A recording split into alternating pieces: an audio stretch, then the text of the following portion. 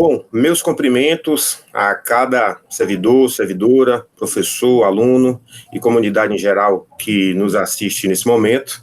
Nós estamos aqui dando continuidade à nossa série de entrevistas sobre temas relativos à vida do servidor, à vida da comunidade acadêmica nesse período pandêmico. Eu sou Rafael Bertoldo, atual presidente da AFUSC, e hoje nós temos a honra de ter o convite aceito pelo professor Alfredo Dib Abdul-Nour, ou simplesmente professor Dib. Quero já registrar aqui o agradecimento pelo aceite, caro mestre.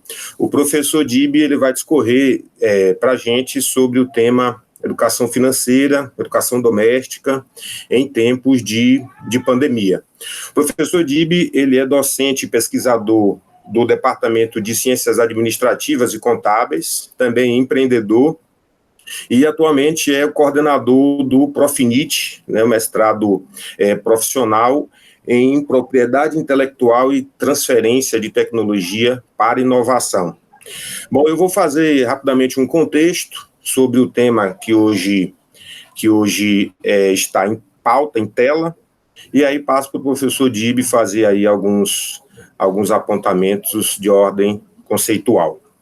Bom, na crise econômica e sanitária que nós vivemos, há aí uma espécie de pressão, sobre as questões de despesa, sobre as questões salariais, dada inclusive a orientação das autoridades sanitárias, para que o contágio seja diminuído, que é o fique em casa, e para a nossa realidade do servidor da universidade,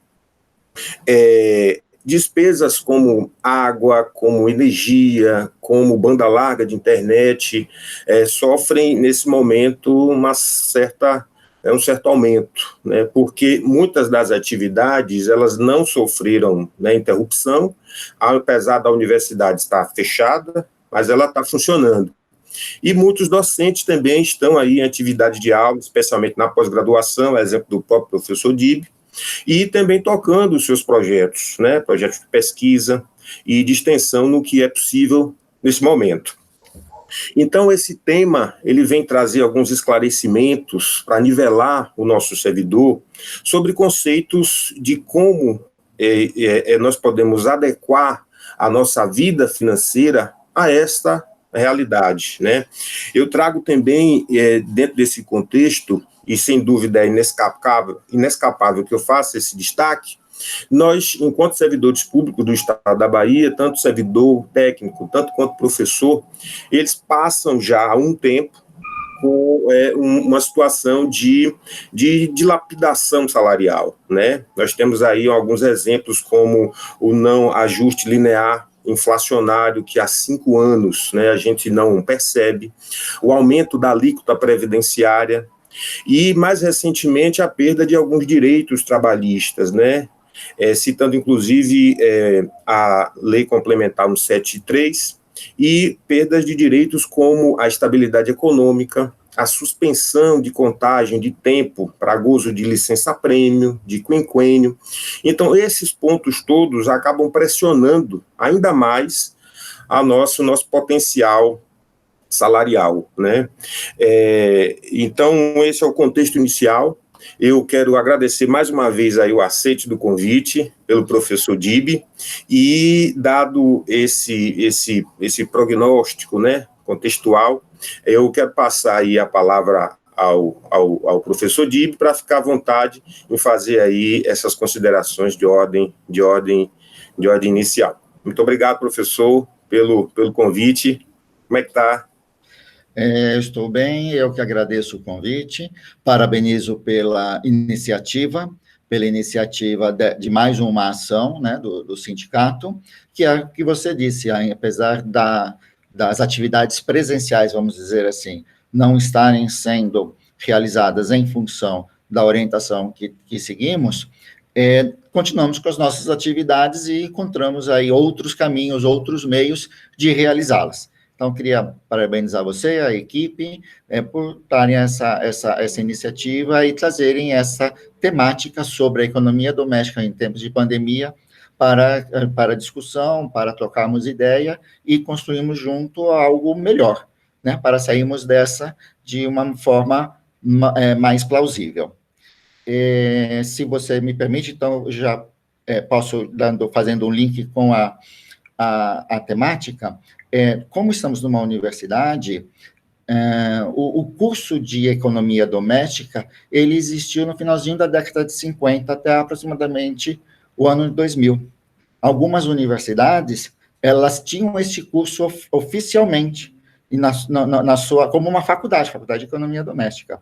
Ele surgiu dentro de um contexto do pós-guerra, numa relação entre algumas universidades brasileiras e universidades norte-americanas, e o pressuposto era que o conhecimento desenvolvido por faculdades de agronomia aproximar-se dos produtores rurais e de suas famílias, a fazer uma ponte entre esses dois conhecimentos.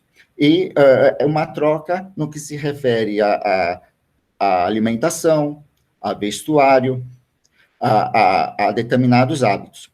Então, existem várias vertentes sobre o sucesso e a não continuidade do curso de economia doméstica, mas não acho que o tema não era exatamente esse. O tema é a gente ter esse contexto e daí saber que existiam esses cursos, porque destes cursos de economia doméstica surgiram outros, em função da região do país. Então, por exemplo, há regiões que dos cursos de economia doméstica, eles se transformaram em cursos de moda e de design. E outras regiões, os cursos de economia doméstica, eles se transformaram em cursos de consumo, consumo consciente, educação ao consumidor, né? Então, nesse parâmetro, o que a gente traz é que a economia doméstica a gente poderia entender com 4 conhecimentos essenciais: os conceitos de administração, de educação, de nutrição e de serviço social. Então, como você utilizou essa expressão, economia doméstica, eu até achei bacana quando recebi seu convite, porque não é muito usual, mas ele traz uma raiz, né? Ele traz toda uma história e me parece relevante resguardarmos essa história, né? A história faz parte do nosso movimento. Então, dos conhecimentos de administração, nós temos como ênfase o planejar e o replanejar o orçamento doméstico, a organização das contas, estabelecer metas e, no caso, estas metas, elas incluem a realização de sonhos. Na vertente da educação, conforme o próprio nome diz, é o ato de educar a ação. No caso, a ação tanto de consumo como de organização dos gastos. Como eu vou lidar com o dinheiro?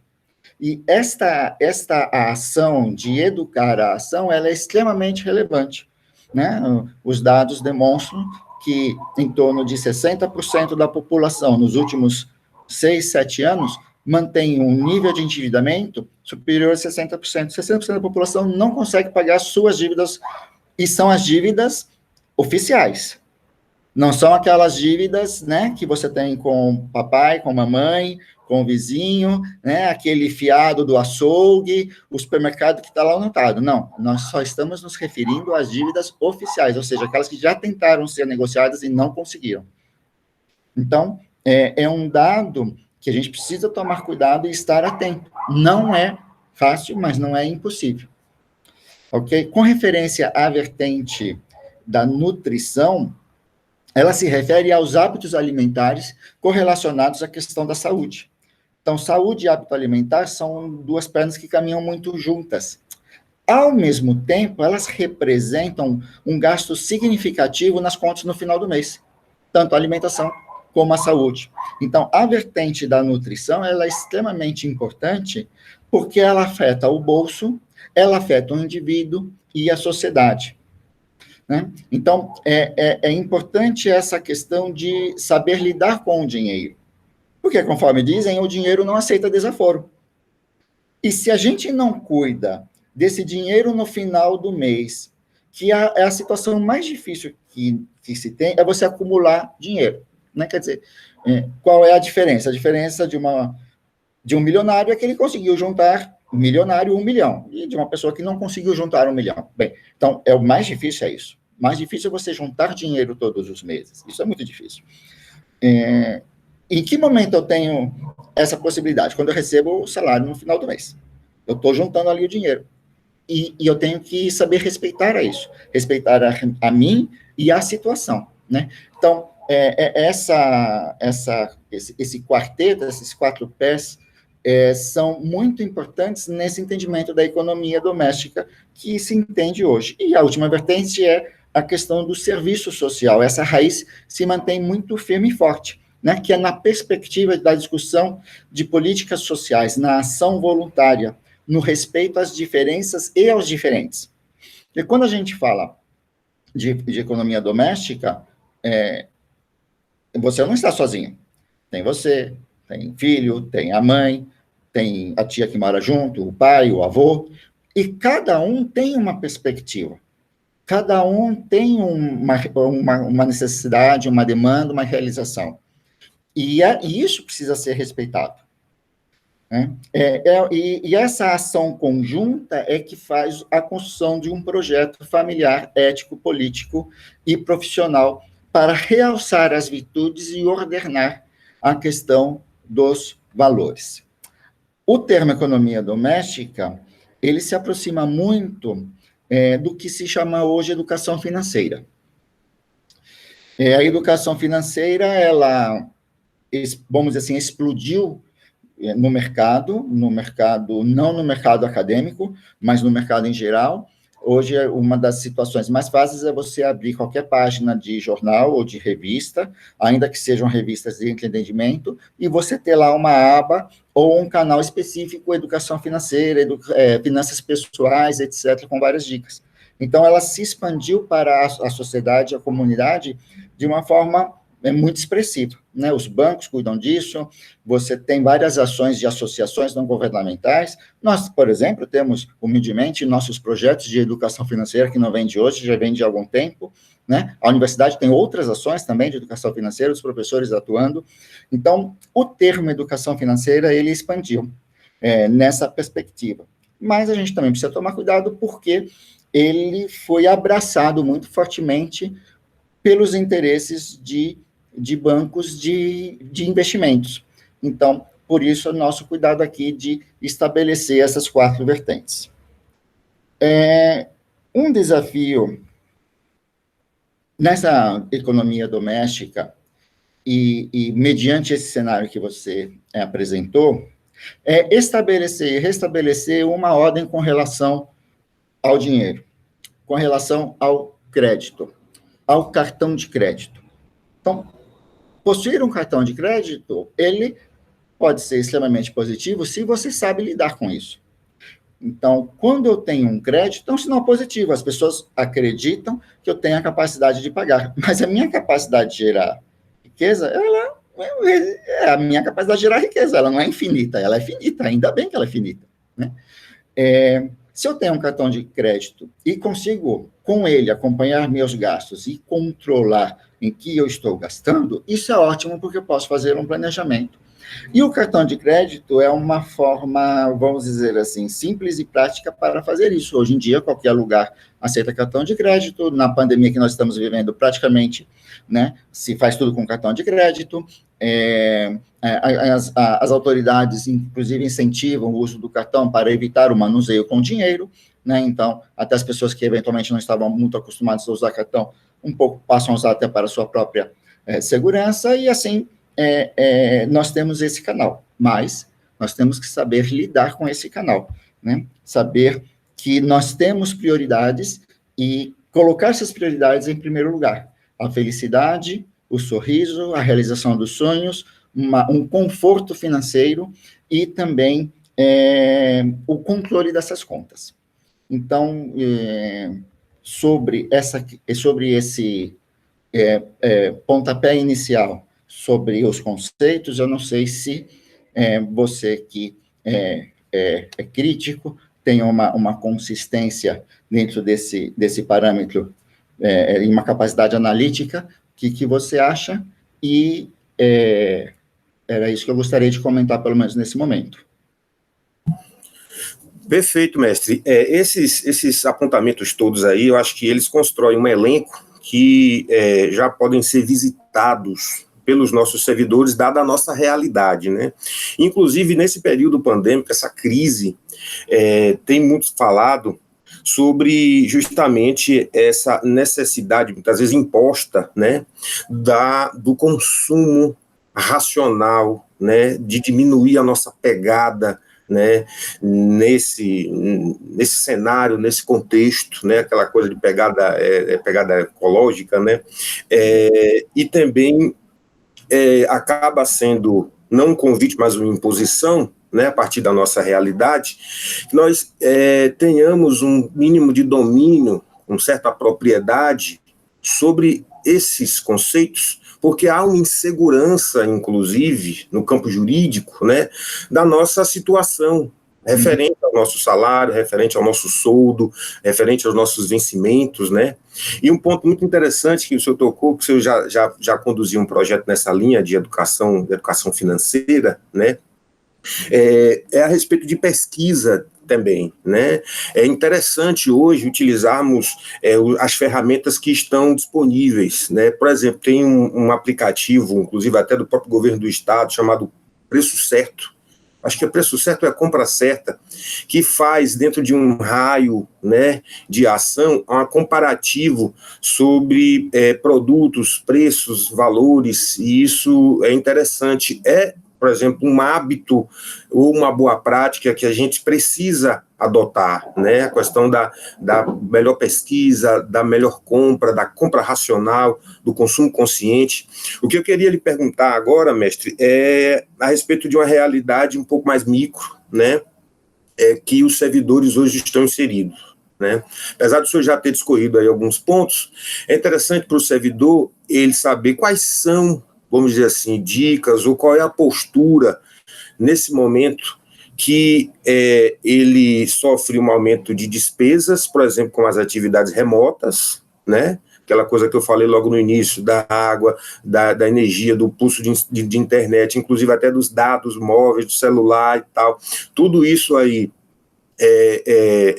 no momento atual de atividade remota, tem ampliado, né? São gastos e custos, né, que têm se ampliado. Então, quais são, de repente, os conceitos ou dicas que o servidor pode visitar na própria teoria, né, da educação financeira, da economia doméstica, justamente para ter bons hábitos, né, boas práticas, e conseguir passar por esse momento com um prejuízo mitigado, vamos dizer assim.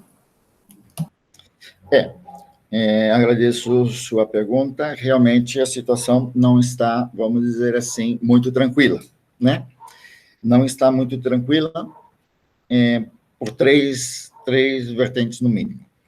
A primeira vertente é que a gente não sabe exatamente quando isso vai voltar ao novo normal, né? E isso nos dá uma certa intranquilidade, porque aquela situação, que era uma situação de exceção, de você ficar em casa usando o seu computador e a sua energia, a sua água, que era para ser, vamos dizer assim, 2 meses, talvez 3 meses, talvez vá até o final do ano. Então, há uma situação, e a gente não sabe exatamente esse final do ano, qual ano, né? Então, há uma situação que isso acaba, evidentemente, preocupando todos nós, né? Por outro lado, você já tem, conforme você já comentou no início, a questão do achatamento salarial e, né, as várias medidas que o governo já tomou de continuidade desse achatamento através de código de benefícios e etc., né?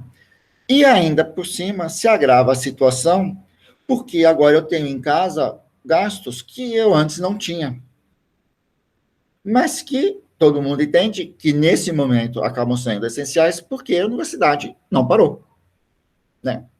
Então, a gente tem uma questão, tipo um checkmate, e um checkmate que não é tão fácil de se sair, já que é preciso um bom senso e compreensão de todos.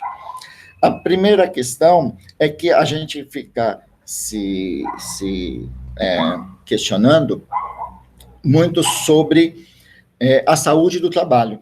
Na verdade, você está em casa, mas você está trabalhando. Quando a gente trabalha na empresa, a gente tem uma série de atividades, como, por exemplo, o pessoal ia, inclusive, fazer as ginásticas laborais, etc., né? Justamente para passar essa questão de qualidade no trabalho, para aumentar a produtividade, para melhorar o ambiente de trabalho.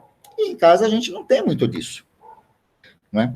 Em casa também a gente tem uma outra questão, que às vezes são questões que a gente só acaba se dando conta no ato, que é, por exemplo, o silêncio, né? Por exemplo, o ambiente de trabalho, né? Você acaba ocupando um espaço que não é um espaço só seu durante muito tempo, é o espaço da família e das pessoas também que moram com você.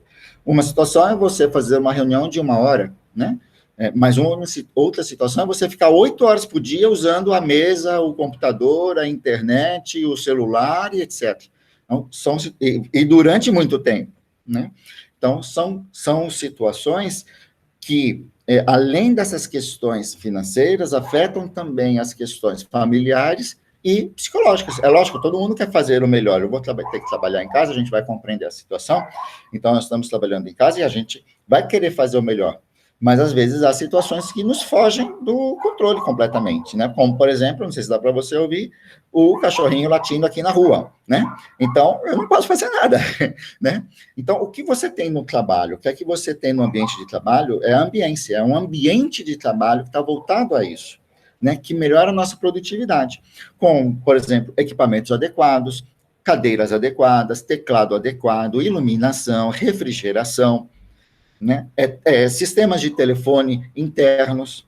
Então, eu antes, para ligar, né? Por exemplo, se eu fosse ligar para você, eu ligaria por um ramal, não haveria um gasto, vou dizer assim, né? Hoje, para eu ligar para você, desde a minha casa para ti, há um gasto inerente ao processo, né? Então, essa situação, ela é uma situação que afeta tanto a parte econômica, né, e financeira, no final do mês, de aumento de gastos efetivos, que não tem como você sair disso, né, como também os aspectos psicológicos, de ambientalização, de produtividade como um todo, né, qualidade de vida e sua relação com a família, né. O que a gente poderia dizer é que, além disso, você tem a questão das relações pessoais. A tramitação de documentação, ela até então ela se dava ou pelo SEI, né, ou lá no mestrado, por exemplo, nós temos determinados procedimentos que se usam e até então, quer dizer, estão esperando um pouquinho a questão da pandemia para ver como que vai ficar a situação, mas são documentos oficiais, são documentos originais, não são documentos digitalizados, né? Então, a gente tem determinadas situações de secretaria tanto nossa como a Secretaria-Geral da Universidade, que até então são esses documentos que são válidos. Então, a tramitação desse documento, ela se dá, você pega esse documento e leva, né? Então, e hoje se exige um estilo mais impessoal no tratamento. Então, para eu ir à torre, encontrava com o rapaz da fotocopiadora, do correio, do protocolo, com seguranças, com o pessoal da limpeza, eu encontrava com todo mundo me encontrava, a gente se cumprimentava, trocava ideias, etc., né? E isso não afetava a minha produtividade, porque o meu tempo de ida e vinda não afeta. Mas hoje eu não tenho mais essa relação interpessoal e tornou-se uma relação, vamos dizer assim, mais impessoal no tratamento das atividades. De uma hora para outra, né? E às vezes eu fico me questionando até que ponto isso vai afetar a nossa produtividade ou não. Uma proposta que poderia ser, né, que com certeza vocês também estão trabalhando, porque a gente tem acompanhado, você comentou, a questão dos subsídios, que a gente gostaria de reforçar, né? A questão dos subsídios, ela, nas empresas particulares, por exemplo, em São Paulo, algumas empresas estão, já há algum tempo, não é só de agora, só que agora é mais enfática a situação, né, de subsídios de despesas de luz, água, acesso à internet, equipamentos, Porque não adianta você ter uma internet. Você tem que ter uma internet que suporte a sua nova demanda. Né? E você ter uma internet que suporte a sua nova demanda é uma internet que custa mais caro, porque é uma internet mais robusta. Então, eu mesmo tenho uma internet de 2 mega, me parece. Porque eu saio de casa às 15 para 7 da manhã, o ônibus passa na esquina, e eu volto de noite. Eu não preciso em casa ter uma internet ultra veloz, né? Mas agora eu já preciso, eu já sinto essa necessidade, essa demanda. Só que isso vai me custar muito mais caro. E não é só a internet, é tudo. Né? Os equipamentos, conforme eu já disse, nós temos equipamentos na instituição que são equipamentos próprios para um uso contínuo, né? De 6, 8 horas por dia. E são equipamentos que nos trazem segurança, conforto, saúde física e saúde mental. Evidentemente que nem todos têm esses equipamentos em casa. Para começar, são equipamentos caros. Né? Um exemplo super simples é a cadeira. Às vezes a gente tem que levantar porque é a cadeira da mesa de jantar, então não é uma cadeira, vamos dizer assim, exatamente confortável para você ficar horas. Você sai de uma live entre outras, você sai de uma live, quer dizer, cada live é uma reunião. Então, as reuniões você sai de uma entre outra. Então, essa questão do subsídio é algo que vamos ver se encarecidamente as pessoas, né, os governantes e os representantes repensem sobre isso, porque não seria entendido como um gasto, mas seria entendido como uma forma de você manter e, eventualmente, aumentar a produtividade. E essa produtividade, ela é importante e relevante. Então, né, todos os setores, eles atuam com documentações, em especial as documentações todas que envolvem secretaria, registros, etc., não pode ter erro. Né? Você não pode estar toda hora errando documentos de registros.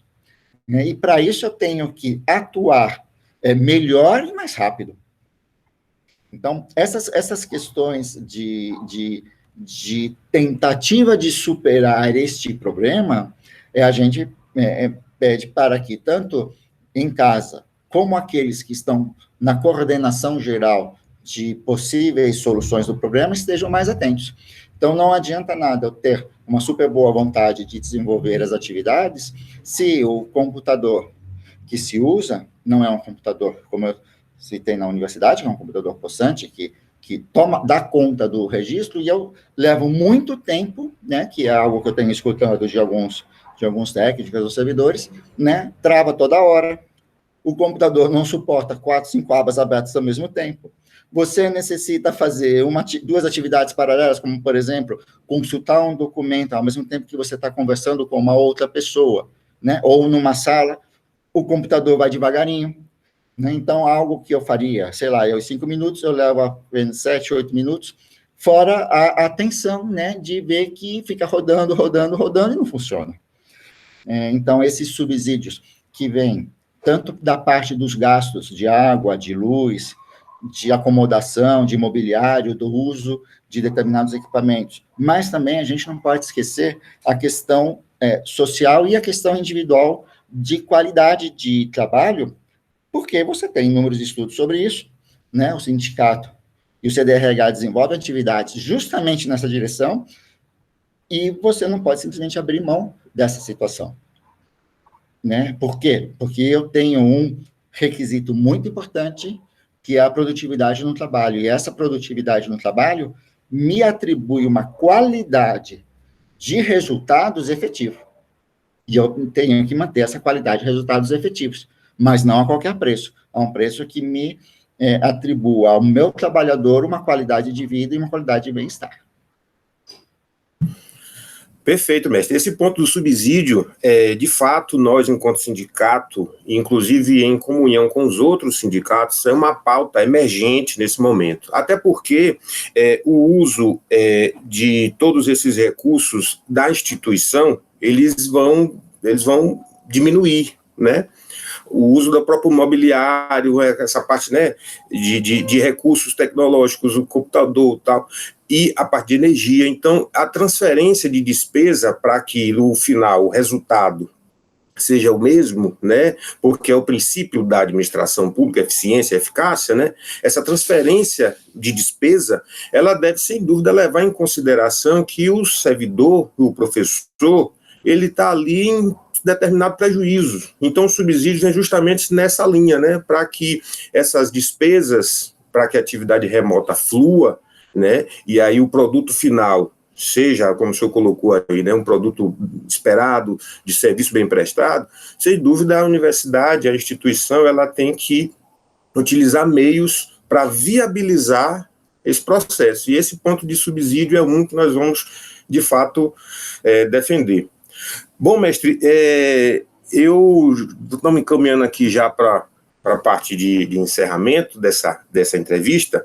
Eu queria também destacar que algumas referências, né, que nós podemos deixar, aí já faço já essa consulta. Esse é um vídeo que vai ser postado no canal do YouTube da nossa entidade, e lá em descrição eu já vou deixar aqui uma matéria, né, que a gente, a partir de algumas pesquisas, conseguiu identificar, que versa sobre 46 dicas de educação financeira, coisas pequenas, mínimas, né, domésticas, que podem, de repente, contribuir para que esse processo, né, desse período pandêmico, esse processo de aumento das despesas, a gente consiga, de repente, adotar, como eu falei, né, boas práticas. E esse é um dos pontos de referência que eu vou deixar lá descrito no nosso vídeo, na nossa entrevista, e eu queria também que o senhor passasse algumas referências, né, e de repente, algumas indicações para que o servidor possa visitar, possa, de repente, até ampliar, né, o seu conhecimento a respeito desse ponto emergente hoje, que é a educação financeira, que é a economia doméstica. Bom, como o senhor é o protagonista, né? Eu quero lhe agradecer mais uma vez pelo aceite do convite e deixar aí você à vontade para discorrer aí em palavras finais aí para o nosso encerramento. Muito obrigado, professor Dib. Olá, Rafael. Puxa, passou rapidinho, você havia falado em torno de 20 minutos, né? E, na verdade, a gente acho que tratamos de assuntos relevantes, de ordem de estrutura política e ordenação, e você comentou algo importante que talvez falte aí uma dica que a gente vai passar agora. Veja, se você entrar na internet e procurar, assim, planilha de finanças pessoais, né? Vão aparecer várias, e boa parte delas são gratuitas, ou pelo menos tem testes por um período determinado gratuitamente. Se você gostar, você pode, inclusive, depois adotar. Mas a nossa experiência tem demonstrado que só isso não é suficiente. Por quê? Porque a maioria maciça das pessoas não atualiza a planilha. O que você precisa fazer não é ter a planilha e preencher nos 2 ou 3 primeiros meses. O que você precisa fazer é ter a planilha e preencher constantemente. Isso é o mais importante. Então, você ter uma planilha, você pode obtê-la de 2 formas. A primeira forma é buscar uma planilha já pronta. As vantagens: já está pronta, na grande maioria das vezes elas são testadas, são atualizadas, tem outras pessoas que você nem sabe quem são que estão atualizando, existem às vezes chats que você pode trocar informações, né, com outras pessoas, etc. A desvantagem é que ela está moldada para um público grande, quer dizer, evidentemente que o objetivo de uma planilha é que a maior quantidade de pessoas adotem a mesma planilha. Mas acontece que cada um é um, né? Então, as minhas necessidades são diferentes das necessidades da minha irmã. As suas necessidades são diferentes das necessidades da sua mãe ou das suas famílias, mesmo que elas morem juntas, né? São demandas diferentes, são produtos diferentes, serviços diferentes, né? Consciência de consumo diferente. E esses fatores são importantes quando você coloca a planilha, porque às vezes você se desanima na planilha, porque ela já vem com fatores dados, e são fatores que não te ajudam muito. Outra possibilidade é você construir a sua própria planilha. Ah, mas isso pode ser mais complicado um pouco. essa desvantagem, que eu não acho que seja, porque eu já vou dizer já por quê. Mas a grande vantagem é que você vai construir a sua planilha justamente utilizando os dados que você mais vai usar, aquilo que realmente você utiliza. E, além disso, e principalmente, você vai fazer isso sabendo o que você está fazendo. E isso vai te animar a atualizar a planilha para você descobrir o que aconteceu nesse mês que não aconteceu no mês passado ou o que não aconteceu em janeiro. E essa informação é uma informação importante, porque agora nós já temos aí vamos para 3 meses, 4 meses, né, ficando em casa, e as despesas da casa já passam a ser relevantes. Você tem um histórico, e você pode acompanhar esse histórico melhor para verificar no bolso como é que você vai se organizar. Então, nós temos uma ação do nosso projeto de iniciação científica atual sobre educação financeira. Nós temos lá um Instagram, EF, que é Educação Financeira, as iniciais de Educação Financeira. Então, é EF, underline, que é aquele traço na linha, em foco. A ideia é Educação Financeira em Foco. EF, underline, em foco. Em foco escreve tudo junto como normalmente. E ali nós temos um vídeo justamente explicando como construir a sua planilha. Vai fazendo passo a passo a construção da sua planilha e também discorre sobre a utilização de planilhas distintas. Além disso, tem ali toda uma abordagem de como você buscar essas planilhas. Então, você tem essas duas formas, que são formas fáceis. Você tem os aplicativos de educação financeira que podem também te ajudar. Além disso, o que eu gostaria de salientar, já para finalizar, porque você havia nos dito aí em torno de 20 a 25 minutos, acho que a gente já está passando, é uma pequena dica sobre dívida e gasto. O gasto, vamos dizer assim, faz parte recorrente das suas despesas mensais para a sua qualidade de vida, conforto, segurança e saúde. As dívidas é quando foge do controle alguns dos gastos. E aí você passa a ter dívidas, né? Então, o entendimento desses dois conceitos me parece relevante, até para você entender melhor o que eventualmente está acontecendo na sua ação financeira, na sua organização das suas contas. Quer dizer, às vezes o que a gente precisa não é planejar as contas, é replanejar. Por quê? Porque agora eu tenho mais despesas, e aos quais eu não posso fazer nada porque eu tenho que trabalhar, então a gente está vendo aqui o que pode fazer, né? E ao mesmo tempo eu não vou ter uma compensação financeira, não vou ter um aumento salarial, pelo menos até o final do ano, a situação é meio complicada. Então, até o final do ano, não dá para fazer dívida, não dá para confundir nas contas, e tem que encontrar uma forma de ainda reduzir ainda mais os gastos, que com certeza muita gente já tá pensando como fazer e já está agindo em como fazer essa redução, tá certo? E também a gente fica disponível no Instagram, DIB, Alfred, que é Alfredo, mas sem o O, que se alguém quiser algum acompanhamento mais específico, ou algum grupo que tem algum acompanhamento mais específico, manda uma mensagem e a gente, no direct, depois a gente entra em contato e tenta, junto com essa pessoa, ou esse pequeno grupo de pessoas, orientar da melhor forma possível, trocando ideias e avançando. Eu queria agradecer novamente o convite, é sempre bom conversar sobre esses temas, é uma temática que vem desde a vertente do funcionalismo, né? Estamos aí nessa luta para vencer esse desafio e tentar dar o melhor na nossa produtividade e nas nossas condições de trabalho e de serviço à sociedade. Queria parabenizar o Rafael por a iniciativa e por manter sempre ativo a associação que ele representa.